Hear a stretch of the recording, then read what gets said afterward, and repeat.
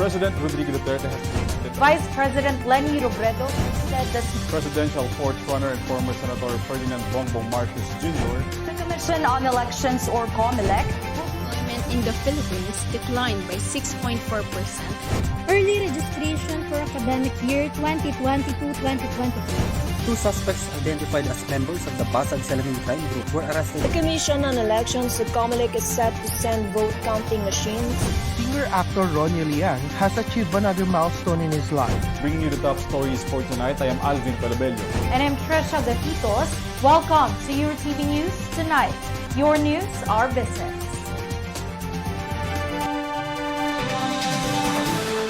Good evening, bringing you the top stories for tonight. My name is Alvin Pelobello. Welcome to Eurotv News Tonight.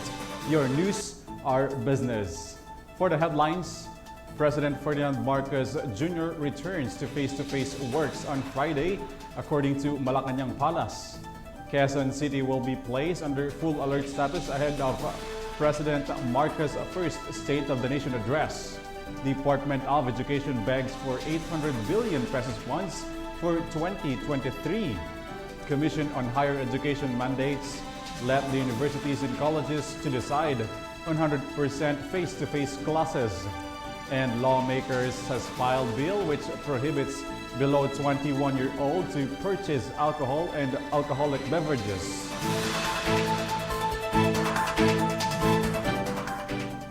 President Ferdinand Marcos Jr., after being tested positive with COVID-19, will be returning on face-to-face work starting Friday.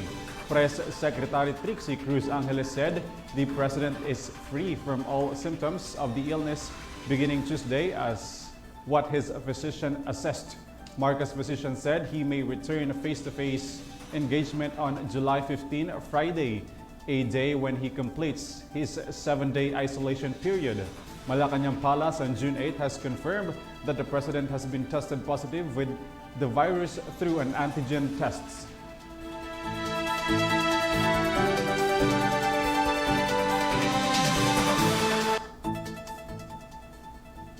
The first official travel outside the country of President Bongbong Marcos would possibly be in Indonesia and Singapore, according to a high-ranking official. Philippine Ambassador to the United States, Jose Manuel Romualdez, said many partners of the Philippines have sent an invitation to Marcos. This includes Southeast Asia, United States, China, and the European Union. Department of Foreign Affairs, upon President's choice to travel in the Association of Southeast Asian Nations, has recommended the Indonesia and Singapore. Malacanang has yet to confirm the date when will be the President's trip abroad.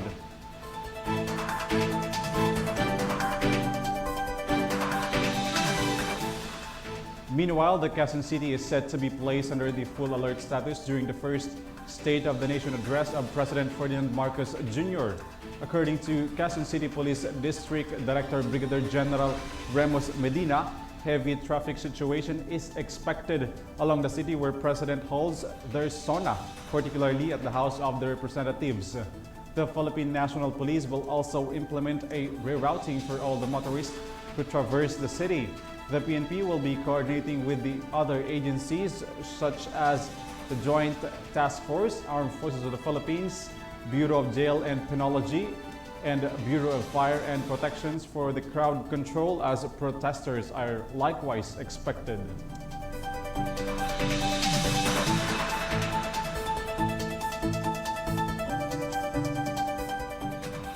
The Department of Education has asked for 800 billion pesos worth of funds for the year 2023, a 27% increase compared to the year 2022. The DepEd aims to strengthen the teaching standards in the country. DepEd Undersecretary Epimaco Dinsing III hopes that the Department of Budget and Management will grant the proposed budget, as the huge portion of this will cover the salary of the teachers. This year, DepEd has received 629.8 billion pesos, with the over 20% increase for the year 2023. The department has reiterated that they wanted to strengthen not just the learning but also the teaching standards under the leadership of Vice President Sara Duterte. Duterte has recently met with the department's official for the budget review and planning for the next year.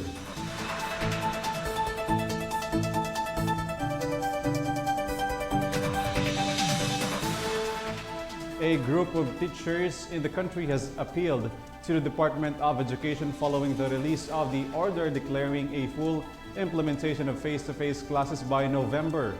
Teachers Dignity Coalition Chair Benjo Basas has appealed that teachers should be given at least a time or more time to rest well before resuming the next school year. The TDC also asking Vice President and DepEd Secretary Sara Duterte for a dialogue in relation to the department's Order Number 34 Series of 2022. Based on DepEd's order, all schools from public and private are given or required to conduct a 5-day face-to-face classes starting November 2. Handa po kaming sumunod, pero batid po namin na hindi pa naman ito nakataga sa bato, no? Batid po namin na nung pong mga nakalipas na pagkakataon, nung mga nakalipas na taon, ay may mga adjustments pa po naman yung ating mga school calendar. At inaasahan po natin na kahit po ngayon ay pwede pa naman pong ikonsidera ito ng pamunuan ng Department of Education at ng Malacanang mismo.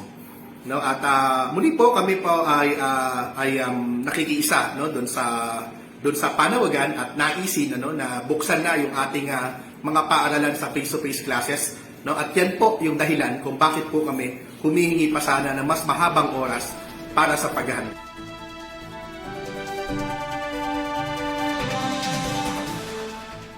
Meanwhile, the Commission on Higher Education will not mandate the universities and colleges to shift to face-to-face classes for the next academic year. CHED Commissioner Prospero de Vera said they will leaving the crafting of learning setup that will best suit their degree programs to schools administrators.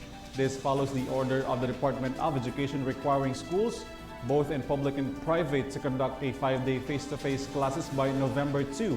De Vera added there is a very significant shift to face-to-face classes in universities and colleges for the coming academic year.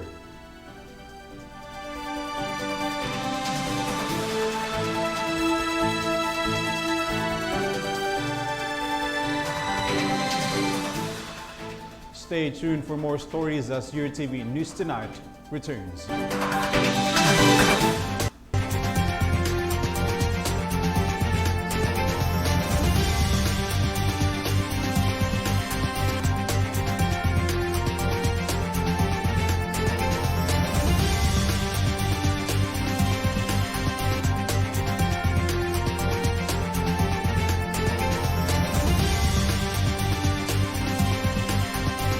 Magsama-sama, magpabakuna, magsayawan, mag-fully vax na. Tayo'y magpabakuna, let's spread that good vibes sa bayan. Tayo'y magsama-sama, let's get vaxxed for good vibes, kababayan. Let's bakuna na para sa pamilya at komunidad. Magpa-booster para sa todong proteksyon.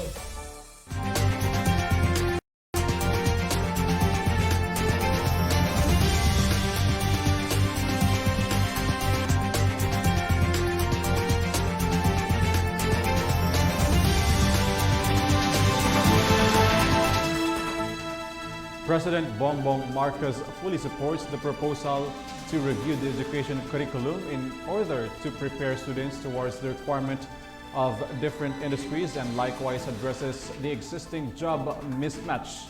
Malacanang Palace said among the suggestions to address is their standing issues, which includes a reform on the current curriculum which pose threats to many jobs. President Marcos said that the basic education skills and knowledge must be improved to equip students' pursuits to a higher level of learning. Trade Secretary Alfredo Pascual said they have been coordinating with the universities amid the challenge or changing technology setup.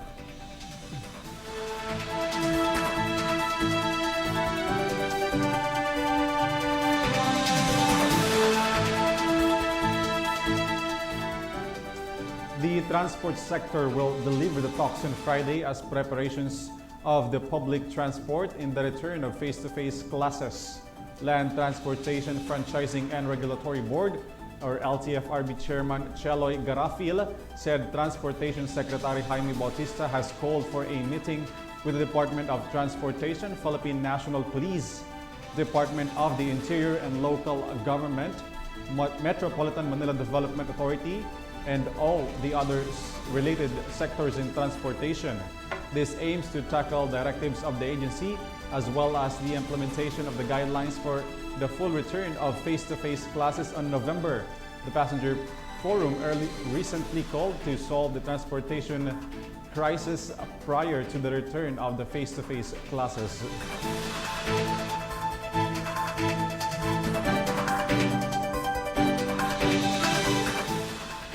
In another development, lawmakers have filed a bill seeking to raise the minimum legal age to allowed to drink alcohol in the country from 18 years old to 21 years old.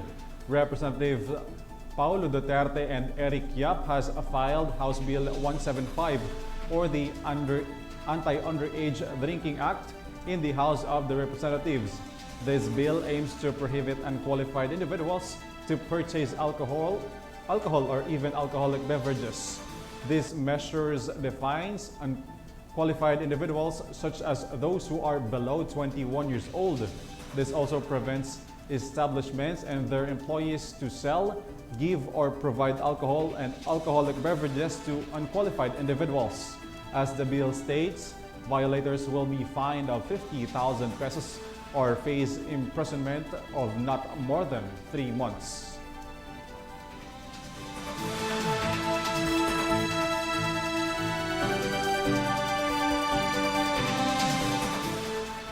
The Philippine Weather Bureau are closely monitoring a low-pressure area in the eastern portion of Batanes. Pag-asa said the LPA was located at 40 kilometers east-northeast of Itbayat, Batanes. Isolated rain showers with thunderstorms are expected over Ilocos Region, Cordillera Administrative Region, and Cagayan Region. Meanwhile, the southwest monsoon or habagat will continuously affect the western parts of Luzon, particularly in the western section of central and southern Luzon. Almost the same weather scenario may be experienced in Zambales, Bataan, Cavite, Occidental Mindoro, and Palawan. Cloudy skies with chances of rains or isolated rains are expected in the rest of the country, including Metro Manila.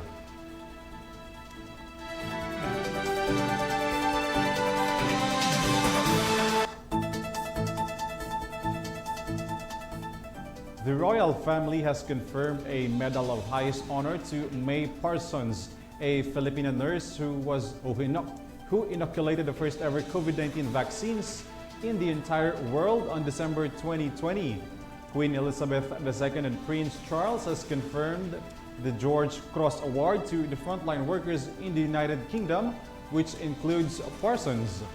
Also in the ceremony where the representatives of the Home of Nations of the National Health Services of the UK. The George Award is the prestigious recognition which delivered in UK towards the individuals who made an act of the greatness or greatest heroism or the most courage in circumstances and extreme danger during the surge of the COVID-19 pandemic.